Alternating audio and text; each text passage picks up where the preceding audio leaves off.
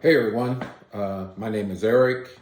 I'm in the process of building a custom home in the Charleston, South Carolina area.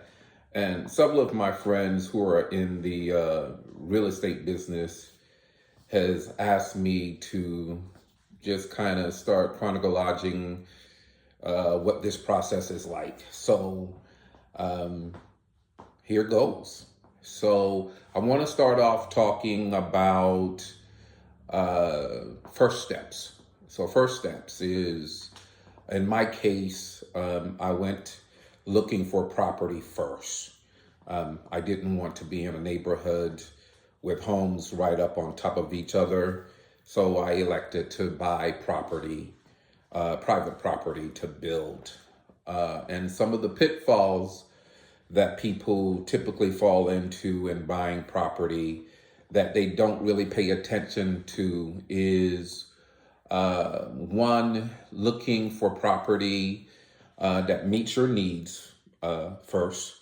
And then second, let's talk about the infrastructure of that property.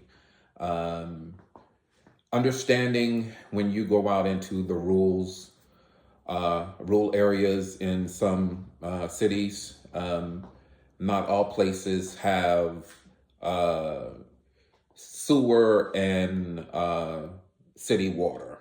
And in my case, that was the scenario. So something to keep in the back of your mind is when you're building a custom home and you go into an area that does not have city water or sewer, you will have to pay to get a private well and septic tank put in. This is usually not astronomical, but in some instances, it can become a nice chunk of change out of your budget that you probably did not have foresight into or accounted for. The big area that hit me hard was depending on the soil type on your lot. You may have to go with a engineered septic tank versus a standard septic tank. The difference is standard septic tanks in my area usually runs about $4,500. Engineered septic tanks in my area go anywhere between $20,000 to $30,000. And if you did not count on spending that kind of money, it can be a significant hit to your budget, depending on how much, your overall budget is. So when going to look for land, look for a property that has perked. In my area, that perk test tells you about the soil quality and what you can do with that property. Um, Another big hit in my area in South Carolina is if your property perks, and depending on where that property is located, um, you may need to haul in tons of dirt. And at $500 a truck, in my instance, my worst case scenario, I was going to need to truck in roughly 72 trucks of soil just to be able to place my house, put in a driveway. Fortunate for me, that was not the case. Once they got digging, they saw that I had pretty decent soil grade, so I dodged that bullet by a whole lot. But going out to look for property can be expensive.